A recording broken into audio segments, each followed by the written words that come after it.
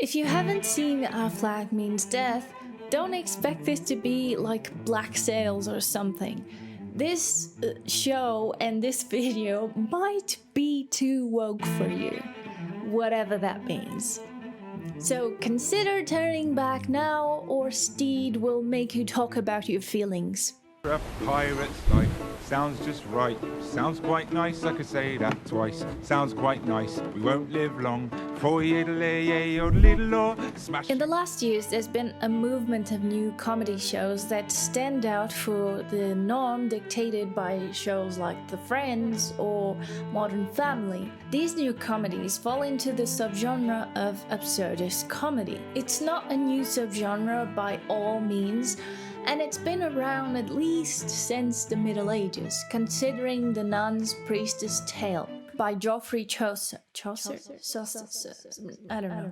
However, it has been reinvented to scrutinize modern themes like queerness associated with a search for self-identity. Do you see why I'm saying this might be too woke for you? Be warned. And Taika Waititi seems to be behind some of my favorites. God damn, that man is everywhere. Absurdist comedy is a form of humor that deliberately violates casual reasoning, producing illogical events and behaviors. It tends to involve bizarre juxtapositions, incongruity, a general expression of nonsense. Monty Python is one of the most popular modern examples of this subgenre. It presents a cast of rational characters reacting in realistic ways, but the situation they're in is always absurd. In Holy Grail, the Black Knight believes he can still fight, despite being completely dismembered. Once we accept that he believes it, we accept that he's behaving rationally on his terms.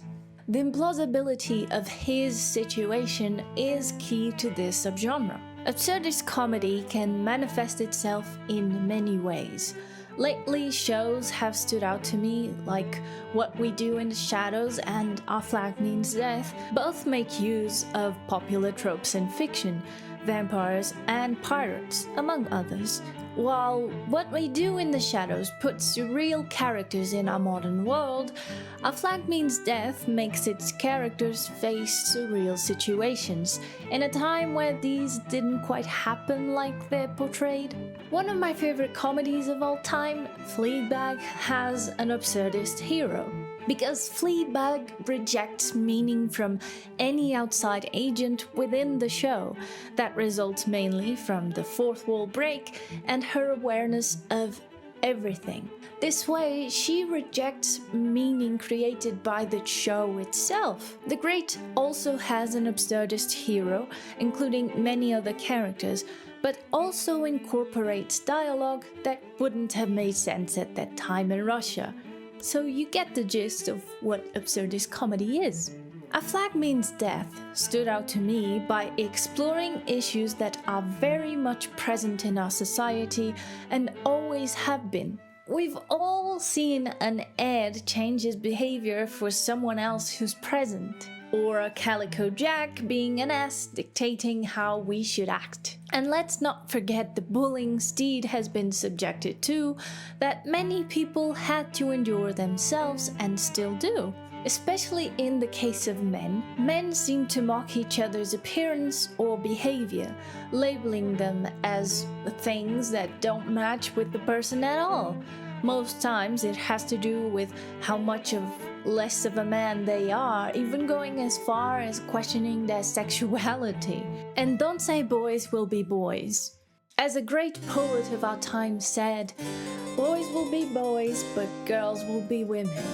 If you're offended by this song, you're clearly doing something wrong. I'm speaking of these things based on my experience of what I saw when I was younger, and I asked some guy friends about this too. Most have had somewhat similar experience to what Stede had to go through in his childhood. And there was one of my friends who actually did the bullying, so there's proof you can change for the better and stop being an asshole. What makes Our Flag Means Death stand out is its creators being brave to speak about something that isn't spoken about enough. I think it's safe to say that TV shows or films don't exactly approach this enough. Except for recent examples like Euphoria or Sex Education, but even then, it's not the focus of the series, but the arc of some male characters. A Flag Means Death takes toxic masculinity and explores it in all of its cast, since they're all men. But what is masculinity? Some psychologists would have us view masculinity as a generalized construct, applying characteristics specific to individuals. Thurman and Miles identified a duality of masculine and feminine characteristics. For example, males' aggressiveness, strength, and competitiveness were balanced by females' compliance, nurturance, and cooperativeness. A generation later, Bem investigated the socialization processes surrounding the perceptions of masculinity and femininity. Men's behavior was characterized into gendered personalities, a classic example being Brandon's "no sissy stuff, give him hell." To be a man was to play out a certain role. This is perhaps what the creators of the show were exposed to, perhaps even other members of the show who were born around the 80s or even earlier. The concept of masculinity then was this, and it's how it's portrayed in the show among characters. Black Pete is one of the first characters who displays most of this sort of aggressiveness. Calico Jack and Izzy are also more the archetypes of this man that Wesley mentions. On the other hand, when characters try to be this archetype, they fail. Stede is a wealthy man with a dream to be a pirate, an archetype of a man of his age, but the show tells us right away that things did not go as planned.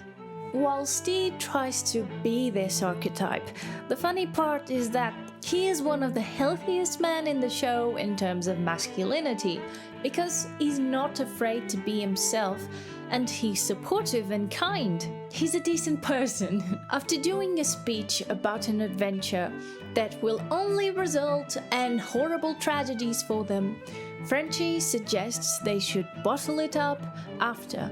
But Stede corrects him by saying, "That's the worst thing you can do." Then Stede goes on to remind his crew of what they should do. If someone returns from the raid mentally devastated, we talk it through as a crew. And the Kiwi accent just makes it a lot better.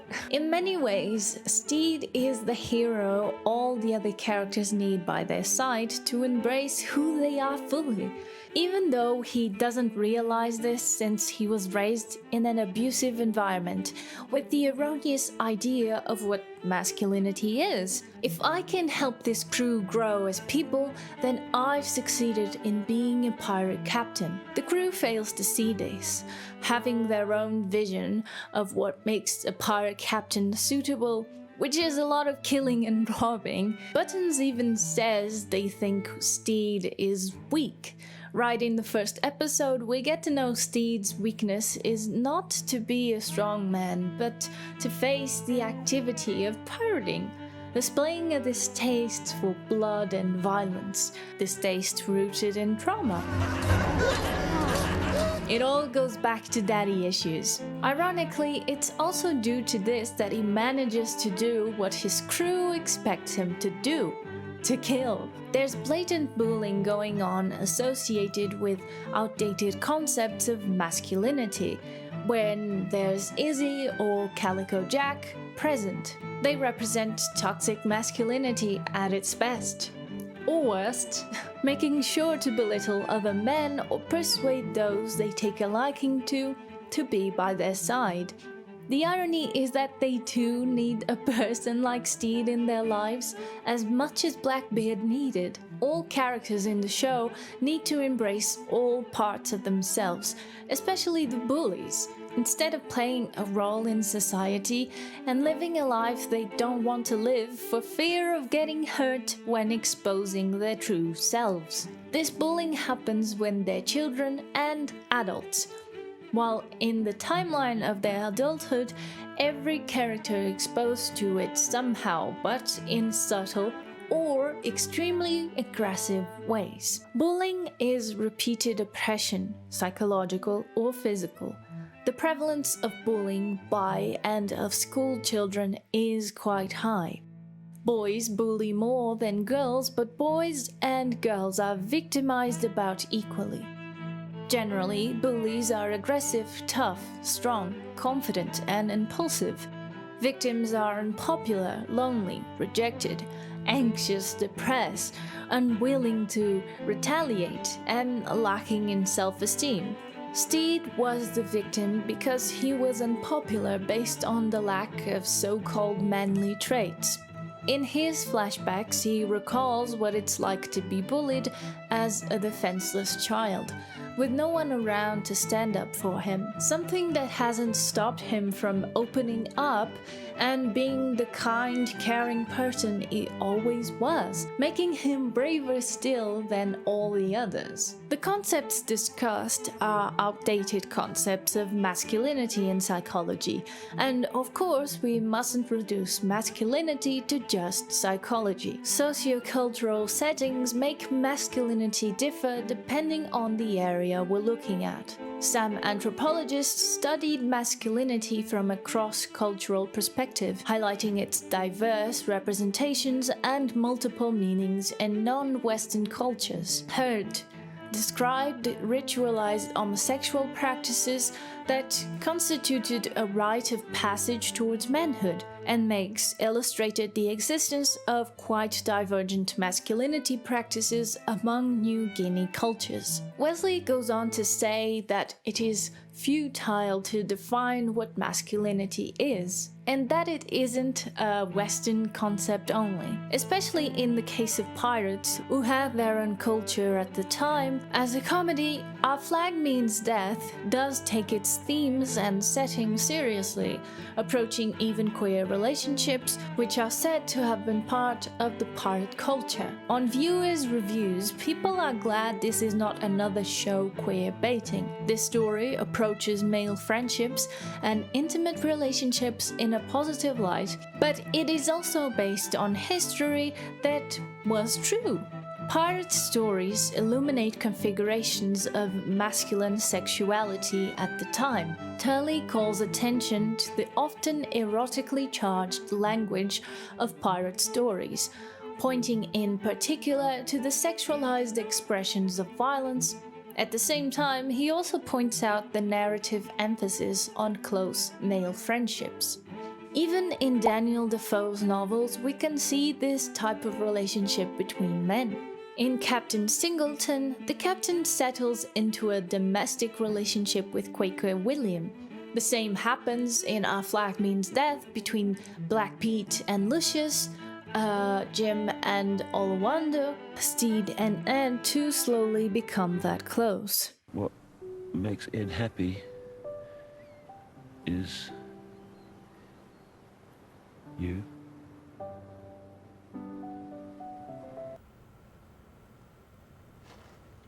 All of the crew also has a strong bond of friendship thanks to the activities Stede has for them, like making them do the pirate flag or the hunt for treasure with a map that goes nowhere. Those activities remind me of the activities children do in kindergarten that are made for the children to elaborate on their cooperative spirit. The bottom line is they all are friends in an unlikely setting. Romantic relationships are in itself a different animal that the creator was careful enough to explore without letting down the LGBTQ+ community. Although the slow burn romance between Stede and Ed might have seemed like queerbaiting, the creator managed to make them kiss, If you don't know, queerbaiting is a scummy technique used by creators in all types of media to hint at LGBTQ+ community romance, but they never make it canon. Turley was hardly the first to notice the eroticism implicit in two men left on an island together.